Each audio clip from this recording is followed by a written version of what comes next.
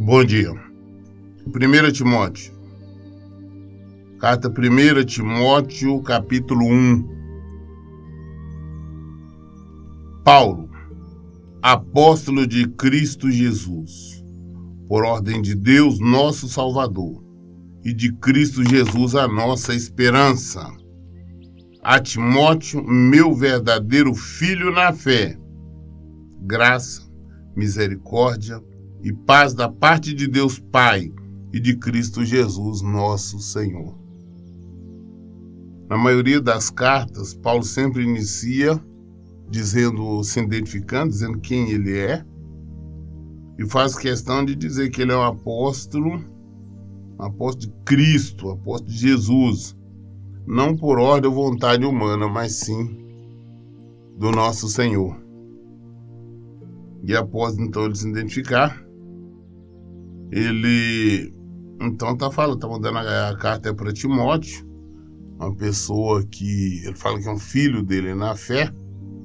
Timóteo era um jovem pastor, e o cumprimento cristão, que é graça, misericórdia e paz da parte de Deus. Hoje nós usamos muita graça e paz, a paz do Senhor Jesus, ou muito só paz. E esse cumprimento, Jesus nos ensinou que todo lugar, toda casa que nós entrássemos, nós deveríamos saudá-la com a paz. Então ele já começa sempre saudando com a paz. Versículo 3, ele diz assim: conforme te solicitei, quando partia para a Macedônia, permanece em Éfeso, para advertir a certas pessoas que não mais ensinem doutrinas falsas, e que pare de dar atenção a mitos e genealogias intermináveis, que causa discórdia em lugar de propagar a obra de Deus, que tem como fundamento a fé.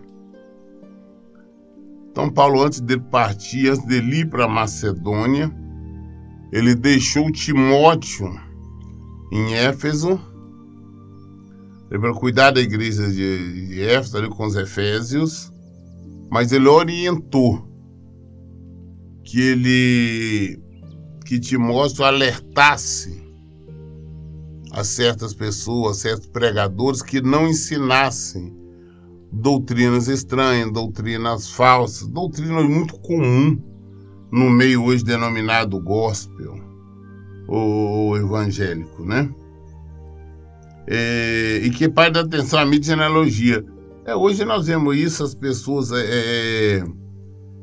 fazem questão de ficar falando lá sobre Davi, fazem questão de estar falando sobre pessoas que viveram no passado.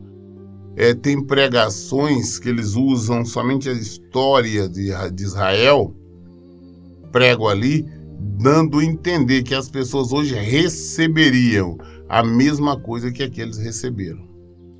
Claro que eles tiram somente as coisas boas, somente as bênçãos, e que o povo vão receber a mesma coisa. E perdem tempo explicando, pregando ali baseado na lei ou nos profetas, esquecendo que nós vivemos hoje na graça. Nós vivemos em Jesus. Então nós temos que pregar o Evangelho de Jesus Cristo. Nós temos que pregar o Evangelho da graça. É isso que nós temos que pregar, ensinar e viver. E não um evangelho diferente. As pessoas ficam procurando coisa que venha satisfazê-la, venha agradá-la, mas que está lá na lei. Buscam um versículo aleatório ou ficam ali esmiuçando ali as coisas da história de Israel. Ah, não, porque Isaac furou os poços e ele se deu bem, então com nós também vai acontecer. Mentira, não vai. Não é assim. Ah, porque Davi venceu Golias lá com uma pedrada, então nós vamos vencer os Golias com uma pedrada. Não é isso. Nós temos que voltar para o Evangelho de Jesus Cristo, que Jesus está nos ensinando. Nós temos que ver a doutrina do Evangelho. Ah, não, porque o profeta Isaías diz que vai acontecer isso e isso. Então vamos ver todo o contexto. Ali está sendo profecias, revelações para Jerusalém, para Israel, para Judá. Porque o Salomão teve tudo, foi um dos reis mais sábios, mas esquece sempre de falar que ele teve todo o dinheiro, teve tudo, mas no final se perdeu. Nós temos que nos ater ao Evangelho de Jesus Cristo. Aquilo que aconteceu, passou. Nós temos que escrever a nossa história no Evangelho. Amanhã depois tem que as pessoas venham contar, citar sim o nosso testemunho, testemunho de vida, testemunho de obediência a Jesus Cristo. Não é nada que aconteceu lá, o povo de Israel, não é que vai nos acontecer, não. Não existe promessa de Deus para as nossas vidas, não. Nós gostamos de tirar muitas coisas, texto do contexto, para nos agradar, para nos favorecer. Paulo está chamando a atenção de Timóteo, falou: Timóteo, toma cuidado com o que estão ensinando aí. Olha para esses povos que estão ensinando. Para de ficar falando nessas genealogias intermináveis. Falando sobre mitos, esse tipo de coisa. Naquela época,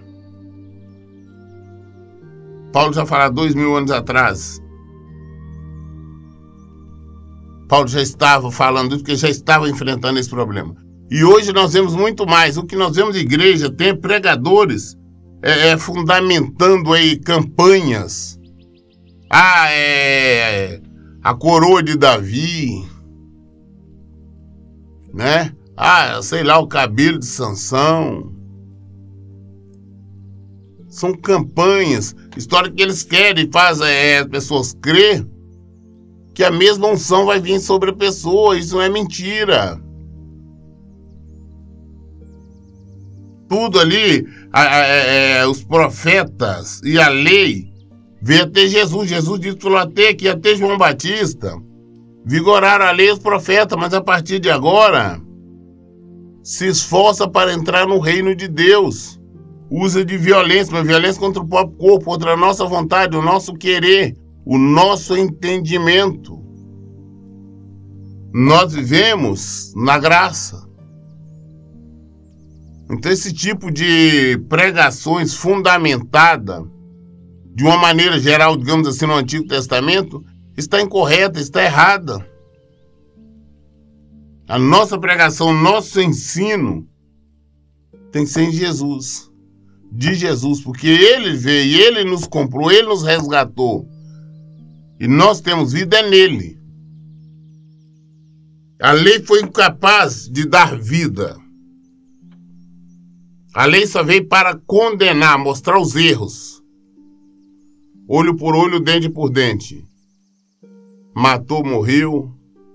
Roubou, perde a mão, o pé. Tocou, perde um membro.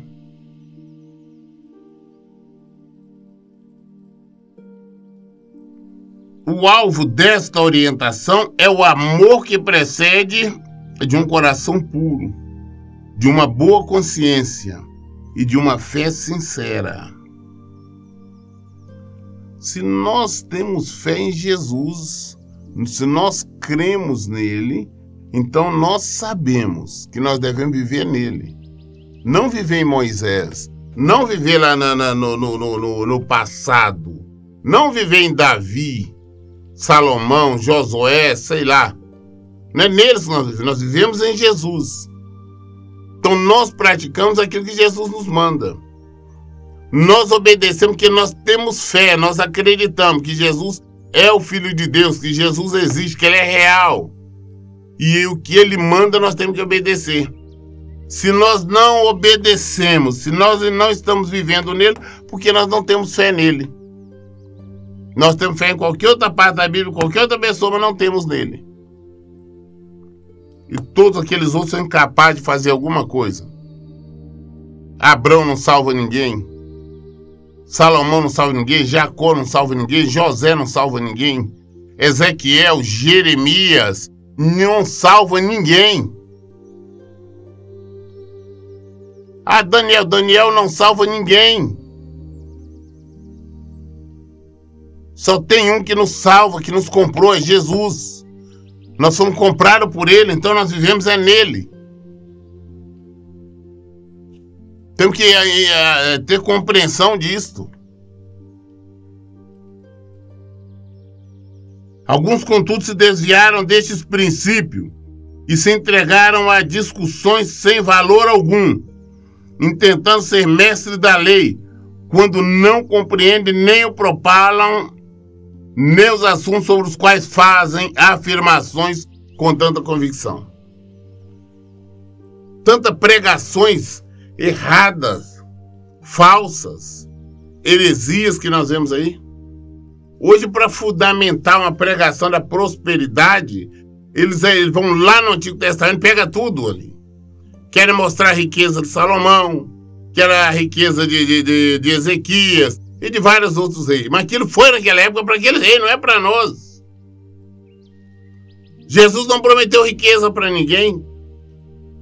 Pois exato por Jesus não ter prometido riqueza para ninguém, eles utilizam então o Antigo Testamento, querem utilizar a antiga lei, querem utilizar a história de Israel para fazer o povo acreditar que Deus vai dar riqueza.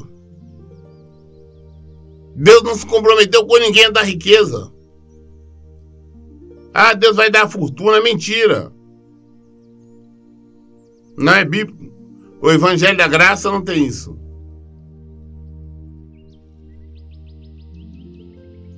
Para manter os templos cheios, para fidelizar as pessoas, para fazer com que eles se emocione, eles preparam esse tipo de pregação utilizando a história de Israel, aquelas pregações emotivas, pregações onde não condena o pecado, pregações onde não chama a santificação, pregação que não fala sobre salvação, pregação que não fala sobre arrependimento, mas falam sobre dinheiro, fala sobre prosperidade, fala sobre cura, fala sobre felicidade, fala sobre amor, deixa as pessoas emotivas e preparadas psicologicamente para quando eles pedirem a oferta, elas ofertarem. Para quando eles no altar de ceia, não traz aqui a oferta de 100, 200, 300, 1.000, sei lá quanto, que Deus vai multiplicar. As pessoas estão preparadas psicologicamente para atender isso. Ah, não, como tem vários pregadores aí, ah, não, eu preciso não sei quantas mil pessoas aqui para trazer oferta de 800, de 900, de R$1.000, de R$500. Mas eles preparam e pode ver que utilizam sempre versículos isolados do Antigo Testamento. Ah, Deus vai multiplicar, Deus promete isso, promete aquilo. Jesus não prometeu nada disso. Jesus, ao contrário, falou: a porta é apertada ali, o caminho é estreito, é tudo difícil para passar. Jesus falou que seria difícil um milionário rico entrar no reino do céu. Jesus mandou nós ajuntarmos riqueza no céu. Que não tem traça nem ferrugem, aqui tem. Jesus não prometeu facilidade, não. Ele mandou nós pegarmos a nossa cruz. O símbolo do cristão é a cruz. É a cruz que nós temos que carregar.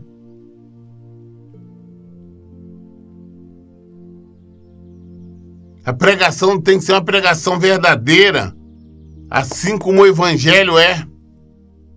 As pessoas têm que voltar para o Evangelho. Que hoje igreja é sinônimo de clube social, é reunião social.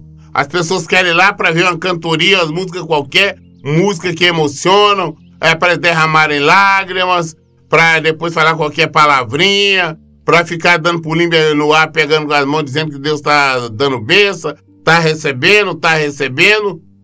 Mas na verdade quem estão recebendo são esses falsos mestres, esses falsos apóstolos, esses falsos pastores, que estão recebendo deles, recebendo as ofertas, o dinheiro para eles mesmos gastarem como eles quiserem. E as pessoas estão indo para o inferno. Templos lotados, cheios, mas pessoas mortas espiritualmente.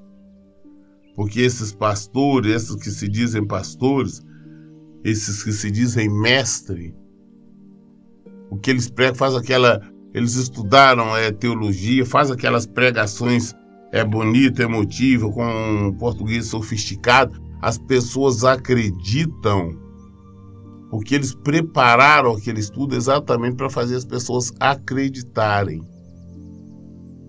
O evangelho, não, nós temos que pregar como ele é, de maneira simples, clara e direta. Eu não tenho que induzir ninguém a acreditar. Eu não tenho que induzir ninguém a aceitar Jesus. Eu tenho que apresentar. Quem convence é o Espírito Santo. O verdadeiro cristão, quando ouve, ele sabe o que é a palavra, o que é a verdade. Sabemos, todavia, que a lei é boa se alguém a usa de forma adequada. De igual modo, sabemos que ela não é feita para os justos, mas para os transgressores e insubmissos, para os perversos e pecadores, para os profanos, irreverentes, para os que matam pai e mãe, para os assassinos, para os que vivem na prática de imoralidades sexuais e os homossexuais em geral, para os sequestradores, para os mentirosos e os que fazem juramentos falsos, e para todo aquele que se revolta contra a sã doutrina. A lei, a função dela foi mostrar exatamente, falou, olha, isso aqui é pecado. Você cometeu esse crime, tem que pagar. Essa é a função da lei. Só que ela não dizia como poderia escapar daquela punição. Matou, tá perdido, não tinha solução. Adulterou, não tem solução. Se prostituiu, não tem. É homossexual, não tem solução. Nada, nenhum tinha solução. A solução só veio em Jesus. A única solução está no Evangelho, o Evangelho de Jesus Cristo. A solução foi Ele que nos comprou, derramou o seu sangue. Então, fazendo com que aquele que um dia cometeu esses pecados, não importa qual foi ele, se matou, se prostituiu, se adulterou, se é homossexual, mas tudo aquele que se arrepende e abandona o erro, abandona o pecado, pode ser salvo. Não importa o que ele tenha feito, pode ser salvo. Basta se arrepender. Esse é o Evangelho de Jesus Cristo. A lei não é assim. Então as pessoas gostam de buscar a lei. Se querem buscar a lei, vão ver de acordo com ela. Vão praticá-la. E a Bíblia nos fala que todo aquele que não praticar toda a lei é maldito. A lei, essa punição para todos aqueles que não praticam, não vivem a sã doutrina, a doutrina de Jesus Cristo, o Evangelho de Jesus Cristo.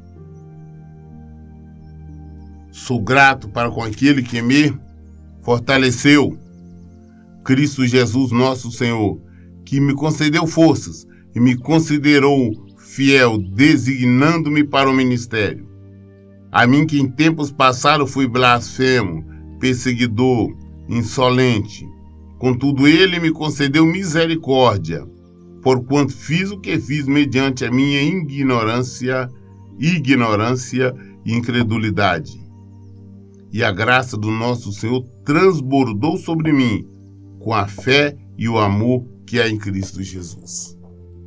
Ele falou, olha, foi a lei que me salvou, não foi Cristo Jesus.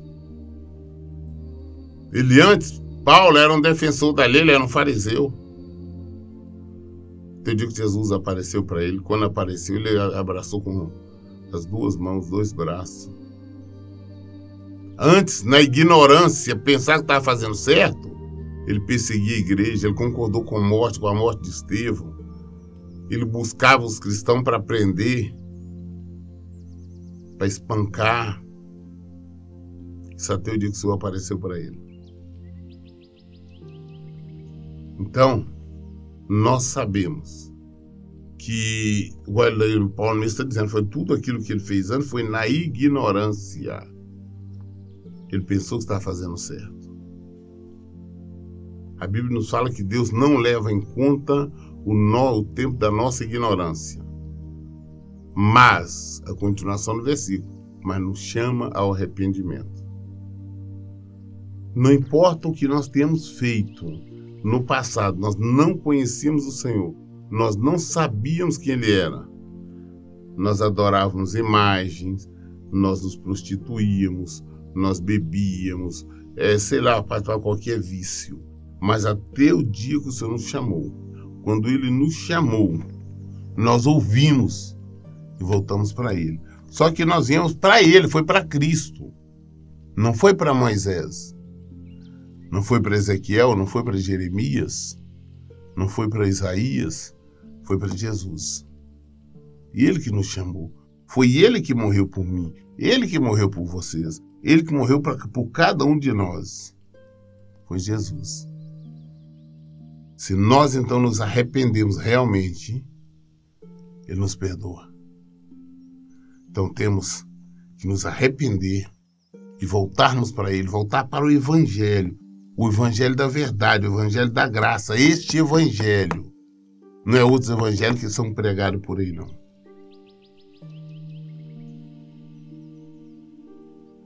Todavia, por este motivo mesmo me foi concedida a misericórdia para que em mim, o pior dos pecadores, Cristo Jesus, demonstrasse toda a grandeza da sua paciência e me tornasse num modelo para todos quando deveriam de crer nele para a vida eterna.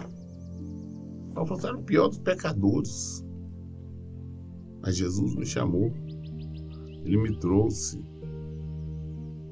Ele me perdoou. Assim também foi comigo e foi com muitos nós. Nós estávamos no erro, no pecado. Foi pela graça, pela misericórdia dEle, pelo amor dEle. Ele nos chamou, Ele nos perdoou, nos colocou onde nós estamos. Mas agora onde nós estamos, nós temos que continuar firme, olhando para Ele. Ele é o nosso alvo, Ele é o nosso objetivo, Ele é a nossa vitória, é o fim da nossa caminhada, é Jesus. Portanto, não podemos, em hipótese alguma, tentar nos prender em genealogia, história de Israel, ou profeta, tudo. Nós temos que nos prender em Jesus. Eu sempre falo, nós temos que nos considerar prisioneiros em Cristo. Se nós formos prisioneiros em Cristo, nós só fazemos o que Ele manda, só fazemos o que Ele permite. E jamais faremos qualquer coisa que nós sabemos que Ele é contrário. Temos que viver esse Evangelho, o Evangelho da graça, o Evangelho de Jesus Cristo. Portanto, ao Rei eterno, imortal, invisível, Deus único, seja honra e glória pelos séculos dos séculos. Amém. Ele é o Rei dos Reis, Ele é o Rei eterno, Ele é o Rei imortal, Ele é invisível a olhos nus. Nós não vamos ver, Ele está vivo, nós sabemos que Ele ressuscitou e está vivo. Mas não adianta nós estarmos olhando, eu estou vendo Jesus ali, eu estou vendo Jesus acolá. Nós vemos Ele aqui no Evangelho, nós vemos pela palavra. Mas aquela figura ali, como um homem ali, nós não vamos ver. Aí quando alguém diz, não, eu estou vendo Jesus aqui, eu estou vendo Jesus ali, ou a pessoa está mentindo, está sendo enganada pelo diabo.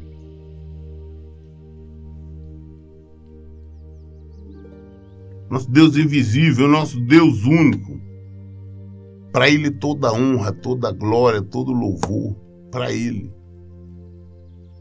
Não é para nenhum dos profetas, não. Não é para Moisés, não. Não é para Davi, Salomão, não. Não é para Ezequias, mas é para o Senhor. O Senhor Jesus. O Senhor dos senhores. Então é isso que nós temos que pregar. Temos que pregar o Evangelho da graça. Porque eu tenho que viver no Evangelho da graça. Nós não vivemos lá no Antigo Testamento. Nós vivemos no Novo Testamento. A nova aliança feita no sangue de Jesus. Não a antiga aliança. Não existe dois testamentos. Um testamento invalida o outro. Quando se faz um novo testamento, o outro fica invalidado.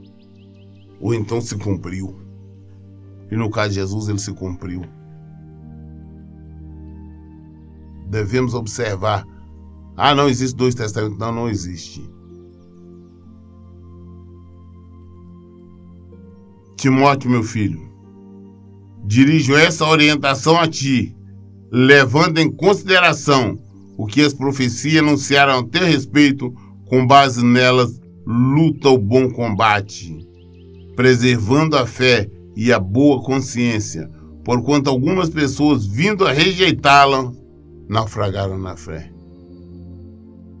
Para falar, o Timóteo, mantenha-se firme. Você sabe que Deus já falou para você. Cada profecia foi revelado quem é você, qual é o seu caminho.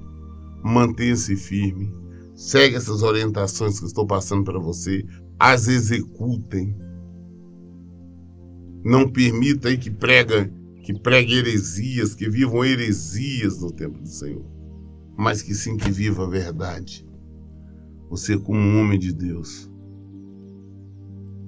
Ele fala que preservando a fé e a boa consciência, porque algumas pessoas vindo a rejeitá-la naufragaram na fé.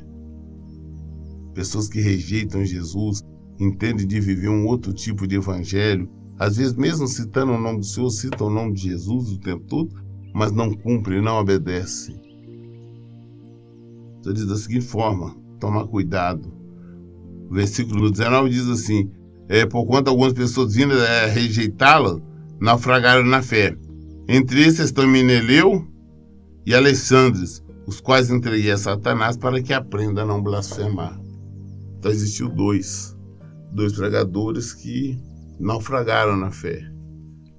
Eles não estavam pregando o Evangelho de Jesus Cristo, eles não estavam ensinando o Evangelho de Jesus Cristo. Eles estavam ensinando heresias, vivendo heresias. Paulo entregou-se para o diabo para ser consumido.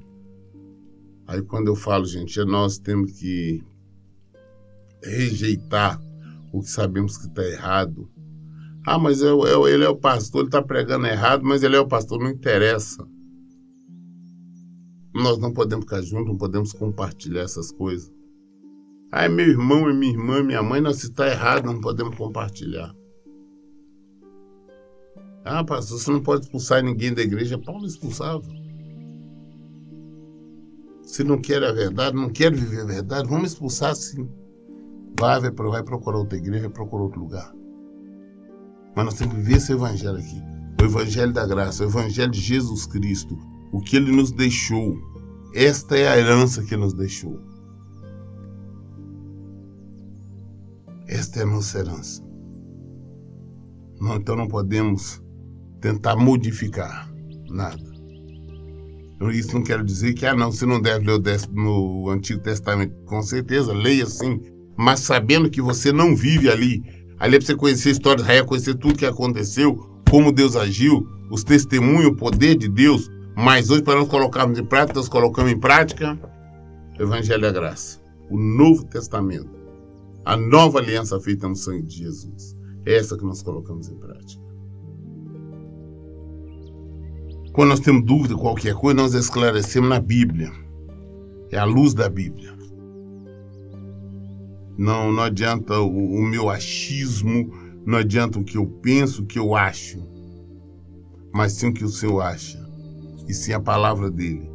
Porque se eu for fazer o contrário, também vou estar errando e feio. Então, além de outras coisas, está conduzindo as pessoas à morte eterna, ao sofrimento eterno. Dúvida? Lê e pratique a Bíblia. Que Deus abençoe. Tenha um bom dia.